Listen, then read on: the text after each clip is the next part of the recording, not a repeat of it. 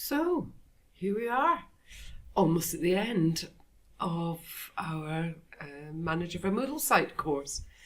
It's been an intense month, just over a month actually, because we had the orientation tasks prior to week one, just to get us into the groove, as it were. And it's been fascinating. It's been stimulating. It's been another excellent course by Dr Nellie. I have learned loads.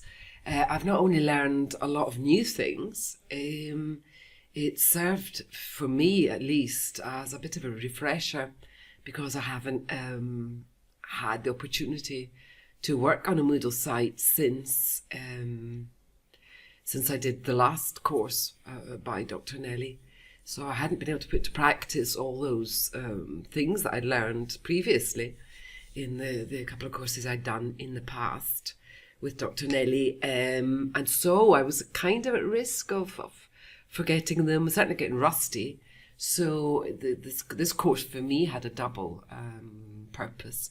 It was absolutely about learning new, more complex features of Moodle. Fundamentally how to manage a site, so a site with multiple courses, but it was also a great way for me just to remind myself about all of the key features, including some of the more basic ones regarding actually creating courses, for example. So, like I said, orientation week got us started off. Nothing too traumatic. It was pretty easy going, pretty intuitive. We got to tweak our profile and have a quick look through an overview of the administrative side of things, but it was kept fairly light and easy. That during the orientation week. And then we had our first meeting, and as always Dr Nellie provides lots of forums. There was an open forum, but there were also help forums in every week, mostly not greatly overused, because then this is a good sign. There were never too many problems which arise. I mean, you're talking about technology, so it's never problem free. Things can go wrong, and they will go wrong, but generally speaking, there've never been any really sticky issues where multiple users were perplexed about what to do or how to achieve their goals. So that's a really good sign. In week one, we got into the meaty part of the course. We did the Let's Get Acquainted. We dabbled with sort of avatar generating software. I opted for a talking photograph. I don't remember the name of the DID. This one, I tried this one. And the end result wasn't terribly flattering, but it was kind of fun. Then we did an introduction to managing a Moodle site. But for me, in this particular week, the TPI, the Teaching Perspectives Inventory, was perhaps the biggest revelation, because I was not familiar with this. I don't know if it's a North American thing, or I'm just ignorant. Maybe Europeans know about this, and it's just me who was in the dark. But it was a very interesting task to do, because it forced us to reflect on our teaching style, and I guess try to justify why we teach in any particular way. It certainly made me reflect on my mother hen type approach to teaching, and I think, I don't know, yes, I guess at the end of the process I felt still fairly happy that it was true to my nature, my personality, plus had been helpful in many of the more challenging teaching circumstances of my professional life, where maybe in an all-male environment, in a different culture, the fact that I'm a female would possibly, potentially cause problems, problems of authority, problems to discipline. In certain cultures, women chastising men is not looked on particularly favourably. But I found that if your approach is kind of maternal, if that's your style, a bit of a telling off is accepted. It's not resented. So it was good, because this whole process, the TPI, certainly gave me a lot of things to think about. Also in week 1, general site administration. I'm just going to open this up. Yes, and this was one of our the first of many video tutorials that we did as tasks for this course, and it was a kind of overview of the administrative site. In week 2, however, we really got into the meat and gravy of the course. Week 2 was a really intense week for me. There were some things that I actually found quite difficult, and I was very grateful when I discovered that some of my peers had beaten me to it and had already made their video tutorials, and I was able to put the principles of social constructivism into good practice, and I was able to clarify my doubts by looking at their videos, and I was able to produce my own. So thank you for that. We learned how to create cohorts in week 2, plus what one was this? It's not showing. So that was just greater detail of all the features under course site administration. And then we use, and this was a new thing for me, we used artificial intelligence to generate a syllabus, which had never crossed my mind before even to do. That was fascinating. That was, for me, one of the highlights of the course. I'd been using AI in course design to produce illustrations, and I'd used it to produce texts. Sometimes the texts were of a kind of technical nature, and so I used AI to generate a first draft to ensure that that some of the techie stuff was already there. I wasn't going to, because it's not my field of expertise, I wasn't going to forget about it. I wasn't going to leave it out. And I'd also used AI to generate reading text. I'm a big believer in TEFL, in teaching English as a foreign language, of the utility of long form reading, whereas most course books offer plenty of short form texts for reading.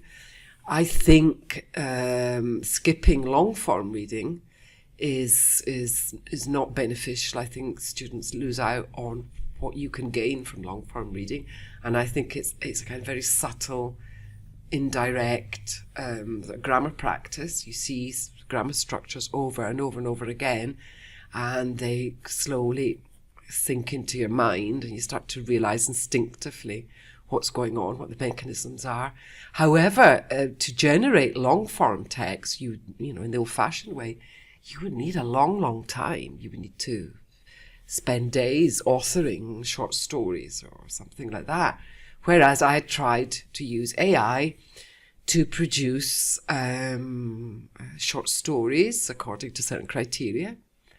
And although I've intervened always, I've edited them, I've changed them, I've tweaked them to my liking, a lot of the work was done by the AI. However, it just had never crossed my mind to use AI to generate an actual syllabus. And this week, the only thing I'd managed to do before today was I had some free time when I was at work at lunch break, and I dabbled in using AI for this kind of thing, like course outlines and course topics and things like that. And I've got to say, I've been quite pleased with the results. Really quite impressed. What else did we do? Oh, we looked at various enrolment methods. Sorry, what's this? Course syllabus. What is this? Share the Google Docs. Okay, so that was us making Google Docs. No, the next big thing for me was something new for me was deciding on an enrolment method and setting it up. We had a look at a block that I was not familiar with, the sticky notes block, which looks like it could be a lot of fun. Can't quite decide how I want to use it in my course yet. Maybe a sort of personal data profile thing at the beginning might be a lot of fun, or a kind of mini basic, let's call it debate with air quotes for elementary students. That might be a way of using it usefully.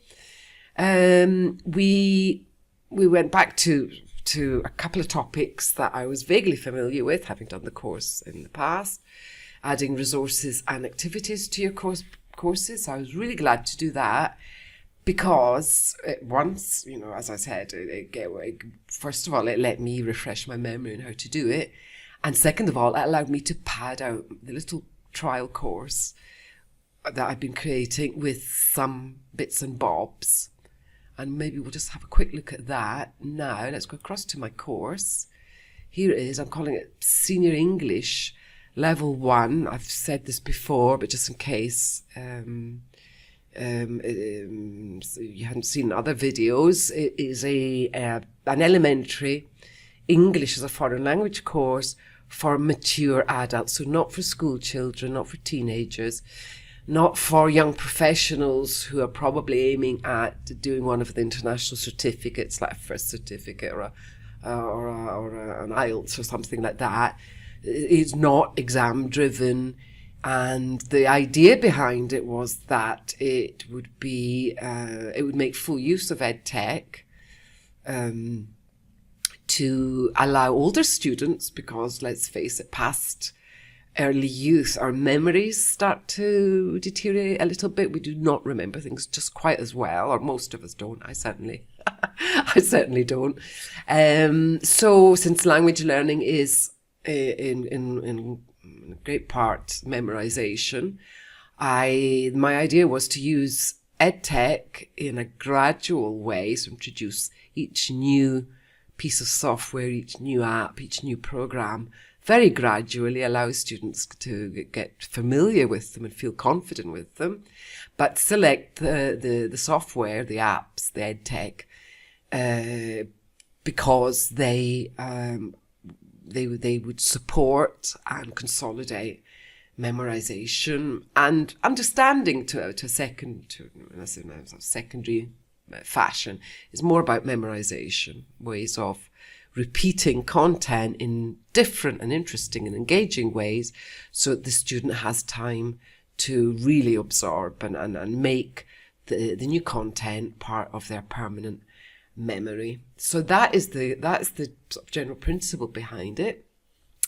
I want to make the content adult friendly, as in not so much focus. A lot of course books tend to be more aiming at younger people. So there's a lot about sports and free time activities or clubs and things like that, or clubs and bars and pubs, backpacking and things.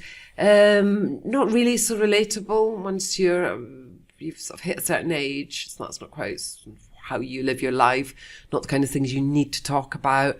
So the content would be more for grown-ups, people who are working or whose work is the primary part of their lives, or who have retired, and in that case they may be learning English so that they can travel, so their holidays are better fun. Or just as a mental gymnastics exercise, something useful to keep their minds nice and healthy and supple. And because initially it would be aimed at Italian native speakers, my overview and the introduction is in both languages, because I'm going to assume they're all beginners or false beginners, so they're not going to be able to understand this level of English straight away. So they're going to get a parallel translation. The translation, although I speak Italian, I used AI to generate. I think it might have been ChatGPT, which does a fairly decent job of translating. You have to go in and just double check everything, but not bad. One of the things we'd learned in the course was how to create the different sections. These are the sections in my course. The first course is self-study. I'm going with a flipped classroom model. I'm going to have a first section to each module as the self-study, and I popped in some activities just to here it is here. Read about Barbara, small text, and then there we go. There's the questions, so some multiple choice. What does retired mean? Submit. Correct answer. I'd set up so that they were getting feedback. Match the two parts of the sentence. Barbara gets up at 7 o'clock, so she gets up early. She drinks a cup of coffee and eats toast for breakfast. After breakfast, she goes for a walk in the park with her friend Maria 2 days a week. She helps at the local library, I think it was, 3 days a week. She takes a yoga class. Submit. So yes, I was a good girl. I got those all correct. So that was one of the little activities I popped on to the self-study. It's just really a place marker. What's your favourite colour? Story time. Story time here. I don't even remember what this was.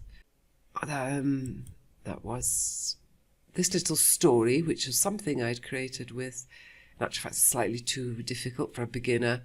It's elementary, it's fairly low level, but it's not an absolute beginner.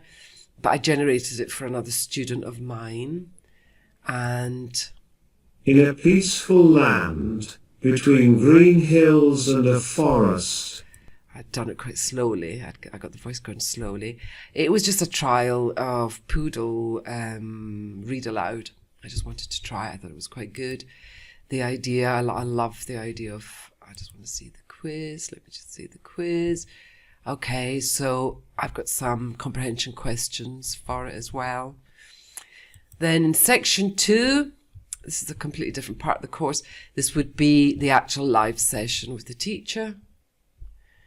Part 3, I want to do this 3-phase approach where you self-study, live lesson with the teacher, the self-paced review. I've got nothing in it at the moment, but it's going to be review and consolidation of what's been studied. So basically repeating different activities from the other 2 elements in this course, but but the content remains the same, because I'm trying to get them to go back and repeat and address this material on 3 completely separate occasions. Again, memorization is the aim here. I've got part 4 extra. I've got another story here. I was fascinated with this Moodle read aloud. Play. Tim and the Woods. Once upon a time, in a small village on a green hill, there lived a young boy named Tim. So I've got this little story, I've got a little quiz in theory. I had no questions. I was thinking about adding a quiz, never got around to it. But it's not the ideal story for this level, but everything has to be matching vocabulary, matching grammar. So I still have to work on that. Part 5 would be some quizzes, just to double check, that they've understood things. It's going to be exam free, this course. That's not the idea.